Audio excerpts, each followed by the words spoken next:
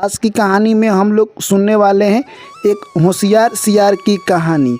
एक प्यारा सा जंगल था। उस जंगल में एक शेर रहा करता था। दोस्तों, शेर यानी काफ़ी खूंखार था। जंगल के सभी जीव जंतु उससे डरते थे। शेर ने अपने यहाँ यानी कहे तो बहुत सारे सियार को मंत्री के रूप में रखा था। दोस्तों, सियार कहे तो वो शेर का कहा मानते थे, परंतु वो भी अपना यानी चांस डेली लगाते रहते थे। जब भी मौका मिलता शेर से बदला लेने के लिए वो भी यानी कहे तो उपाय ढूंढते रहते थे। एक दिन की बात है, शेर देखता है कि उस जंगल में एक अजीब टाइप का सियार आया हुआ है।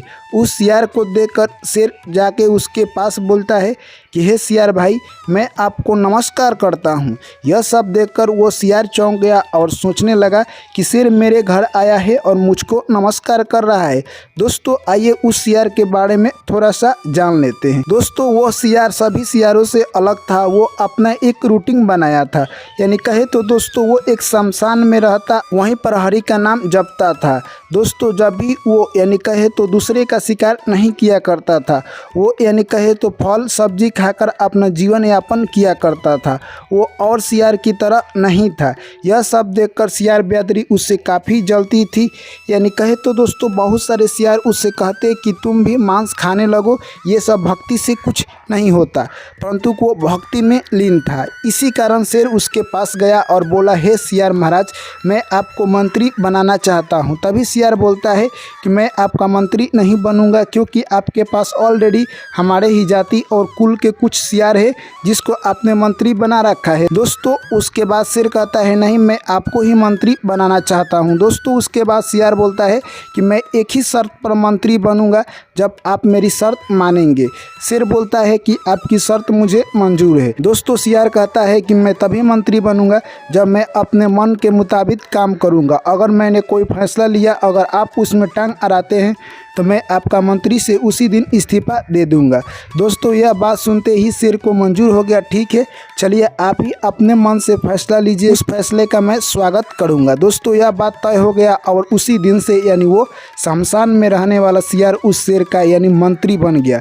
दोस्तों, शेर और उस सियार के बीच काफ़ी चलने लगी। यह सब देखकर उसके जो ऑलरेडी पहले से मंत्री थे सियार, उनके बीच जलन होने लगा। सभी सियारों ने झुंड बनाया कि जो शमशान में से सियार आया है, इसका दोस्ती शेर के साथ काफ़ी अच्छी चल रही है। इसको शेर यानी अपना मंत्री सबसे अलग रूप से दिखा रहा है, यानी इसके लिए अलग विशेषता है। यानी हम लोगों पर अब ये शेर ध्यान नहीं दे रहा है। उन लोगों ने साजिश बनाया कि इस शेर के हाथों हम लोग इस सियार को मरवा देंगे। दोस्तों, एक दिन शेर यानी जंगल में चला जाता है।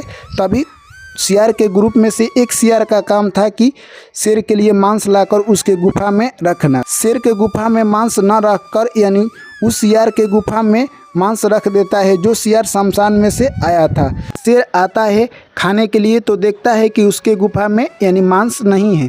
तभी दोस्तों सभी सियार आते हैं और बोलते हैं कि आपने जो नया मंत्री यानी सियार को चयनित किया है वो सियार काफ़ी ही चतुर और चालाक था। दोस्तों, जो शमशान से सियार आया था वो काम के लिए बाहर गया था। तभी आकर शेर देखता है कि यानी हमारा जो खाना है वो इस सियार के गुफा में है। यानी तभी सियार सभी बोलते हैं कि जो ये आपका नया मंत्री है, ये आपका खाना उठाकर लाकर अपने गुफा में रख दिया है। देखिए ये कितना यानी चालाक है। दोस्तों, शेर को गुस्सा आ जाता है और शेर बोलता है कि आने दो उस सियार को, आज मैं उसे ही मारूंगा। दोस्तों, देखते देखते शाम हो गया और सियार उधर से आता है। तभी शेर की पत्नी भी आ जाती है और बोलती है कि आप इतने गुस्से क्यों हैं। तभी शेर कहता है कि मेरा खाना जो नया मंत्री आया है शमशान में से सियार, वो अपने गुफा में रख दिया है। दोस्तों, तभी शेरनी कहती है क्या पता तुम्हारे पुराने मंत्री उस नए सियार के खिलाफ साजिश कर रहे हो। तभी दोस्तों यानी शेर को समझ में आ जाता है कि बात सही हो सकता है। क्या पता ये पुराने सियार अपना दुश्मनी निकालने के लिए इस सियार के साथ कोई साजिश चल रहे हों। दोस्तों, सियार आता है और शेर का गुस्सा ठंडा हो जाता है। ऐसे ही दोस्तों उन सभी का ज़िंदगी चल रहा था। एक दिन की बात है, यानी सियार नहीं था दोस्तों, वो काम पर गया हुआ था।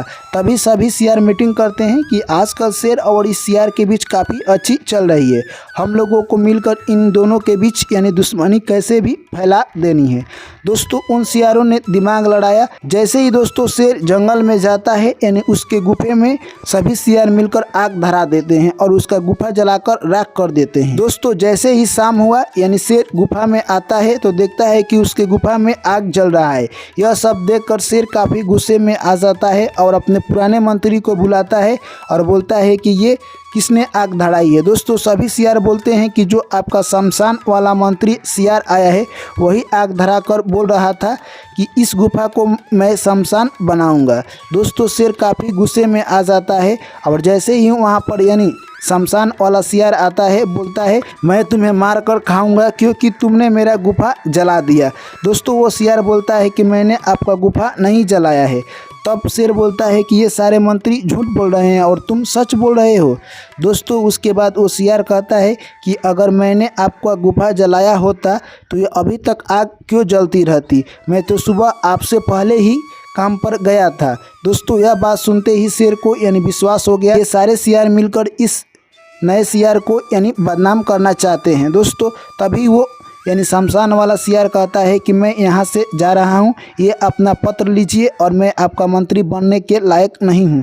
दोस्तों यानी कहे तो शेर समझाने लगा कि नहीं, मैं आपको ही अपना मंत्री बना कर रहूँगा, आप मेरा मंत्री बने रहें। दोस्तों उसके बाद सियार नहीं मानता है, कहता है कि मैं आपका मंत्री नहीं बनूंगा और अपना इस्तीफा पत्र देता है और फिर से दोस्तों उसी शमशान में जाकर यानी कहे तो फल मूल खाने लगा और वहीं पर अपना ज़िंदगी बिताने लगा। इस कहानी से दोस्तों हमें यही सीख मिलती है कि जब दो इंसान के बीच अगर विश्वास में दरार आ जाता है तो पुनः उसे वापस लाना इतना आसान काम नहीं है जितना आसान काम हम लोग समझते हैं। एक बार विश्वास के बीच अगर घोटाला आ गया तो आप नहीं फिर से विश्वास को ला सकते हैं।